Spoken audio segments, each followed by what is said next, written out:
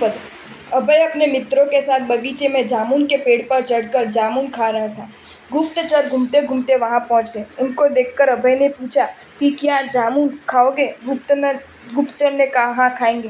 तुरंत अभय ने पूछा कि ठंडे खाओगे या गर्म खाओगे? वे आश्चर्यचकित होकर बोले, ठंडे तो कई बार खाए, आज तो गर्मा गर्म खिला दो। अभय ने एक हुए 10-15 जामुन तोड़कर अपने हाथों में हल्के से मसल दिए, फिर बोला, लो खाओ। उन्होंने जामुन के लिए हाथ फैलाए, तब उसने जानबूझकर जामुन मिट्टी में गिराए। गुप्तचर नीचे से जामुन उठाकर फूंक मारे कि मिट्टी उड़ाकर खाने लगे। ये देखकर उपहास करता हुआ अभय बोला, है ना गर्मा गर्म? गुप्तचर शर्मिंदगी से सहम गए। उनको ख्याल आ गया कि यही वह विलक्षण प्रतिभा वाला परदेसी बालक है। गुप्तचरों ने अपने नगर में जाकर महाराज को सब बात बताई।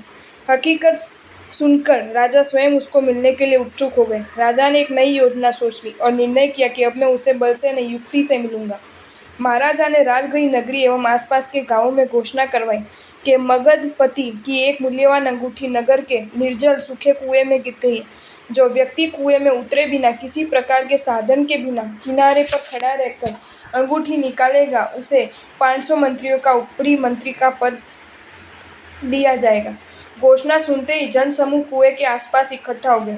उनमें अनेक व्यक्ति महामंत्री पद के महत्वाकांक्षी थे, परंतु यक्ष प्रश्न ये था कि कुएं में बिना उतरे अंगूठी निकाले कैसे? रत्न जड़ित अंगूठी कुएं में चमक रही थी और किनारे पर एकत्रित जनसमूह एक दूसरे का मुंह देख रहे थे।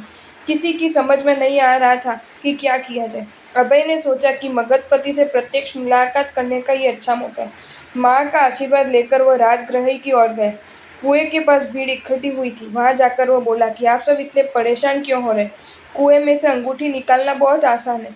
ये सुनकर उसके मुंह को देखते हुए लोग कहने लगे कि वाह, बातें करने में तू बड़ा चतुर दिखता है। यहाँ कितने ही कुशल और चतुर आदमी आ गए, मगर कोई अपनी चतुराई नहीं दिखा सका। तू छोटे मुंह बड़ी बातें करता है।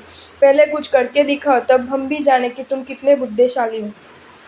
अभय ने कहा कि अगर महाराजा मुझे आज्ञा दे तो मैं इस कार्य को खेल खेल में ही करके दिखाऊं। ये बात सुनकर सैनिक राजा एक नज़र में अभय को देखते रहे। उनके दिल में उसके प्रति स्नेह भाव उमड़ आया। उन्होंने कहा, हे परदेसी कुमार, मेरी आज्ञा है, तुम कुएं में से अंगूठी निकालो। महाराजा को प्रणाम करके अभय ने अपना कार्य शुरू किया। सबसे पहले अंगूठी को लक्ष्य करके उसने ऊपर ताजा गोबर डाला। गोबर में अंगूठी चिपक गई। इसके ऊपर उसने जलता घास का पूला डाला। अग्नि के ताप से गोबर सूख गया और उपला कंडा बन गया। तदनंतर अभय ने कुएं में पानी भरवाया। कड़ा पानी में तैरने लगा। ज्यों-ज्यों पानी ऊपर की ओर बढ़ता गया, इसके साथ कंडा भी ऊपर आ गया। अभय ने अपना हाथ फैलाकर पानी में से कंडा बाहर निकाला। उसमें से अंगूठी निकालकर साफ करके राजा को दी। उपस्थित जनसमूह अभय का जयनाद करने लगा। सैनिक राजा के दिल में वात्सल्य भाव उभर आए। वे बोले, कुमार, तुम्हें देखकर मेरे हृदय में पुत्र प्यार उमड़ता है। मेरे वचन अनुसार मैं तुम्हें महामंत्री पद पर नियुक्त करता हूँ और मेरी बहन सुसेना की पुत्री का विवाह भी तुम्हारे साथ करवाना चाहता हूँ। तुम उच्च खानदान के लगते हो, अलबत्त तुम्हारा परिचय दो। अभय ने कहा, नरनाथ, मैं गोपाल का पुत्र हूँ। ये सुनते ही मगधपति को एक झटका सा लगा कि क्या गोपाल पुत्र के साथ मेरी भांजी की शादी कराऊं? इससे तो कुल मर्यादा का लोप होगा। अपने मनोभाव को छिपाकर महाराजा ने पूछा, तुम्हारा नाम क्या है? सर्व दोनों में जो श्रेष्ठ है वही मेरा नाम है, अभय। कौन से गांव के रहने वाले हो? अभय ने प्रत्युत्तर देते हुए कहा कि मैं बेनातट नगर से आया हूँ। बेनातट का नाम सुनते ही महाराजा ने बड़ी उत्सुकता से पूछा कि वहां के निवासी भद्रश्रेष्ठी को जानते हो? अभय ने चतुराई के साथ कहा कि मगधपति तिथियों में जो प्रथम तिथि है नंदा, उसके साथ शादी करके आप तो उसे भूल गए, परंतु मैं मेरे नाना साहब भद्रश्रेष्ठी को क्यों ना पहचान। इस बात को सुनते ही महाराजा अपने हृदय में उछलते पितृ प्यार को रोक नहीं पाए। अभय को छाती से लगाया। पिता पुत्र का अद्भुत मिलन की साक्षी बनी हुई राजगृह की प्रजा गगनभेदी जयनाद करने लगी। सैनिक राजा ने उत्कंठता से पूछा, बेटा, तुम्हारी माता कहाँ है? अभय ने कहा, हम नंदीग्राम में ठहरे हैं। महाराजा ने शीघ्र चतुरंगी सेना सज्ज करने को आदेश दिया। स्वयं हाथी की अंबारी पर आरूढ़ हुए और गोद में अभय को बिठाया।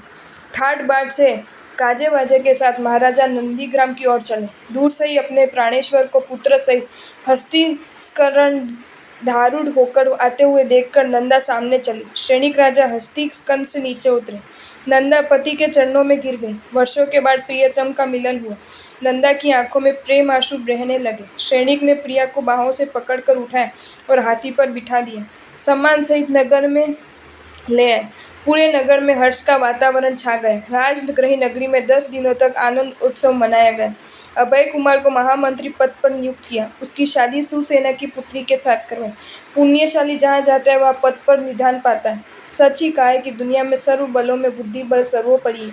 मगधपति का पूरा राज्य कार्य अभय कुमार संभालने लगा था। राजा एवं प्रजा सभी का समय आनंद से, शांति से, सुखपूर्वक बीत रहा था। आपको ये वीडियो अच्छा लगा हो तो इसे लाइक करें और शेयर करें, और ऐसे ही नए नए वीडियोज़ देखने के लिए सब्सक्राइब करें हमारी channel Jain facts and stories को।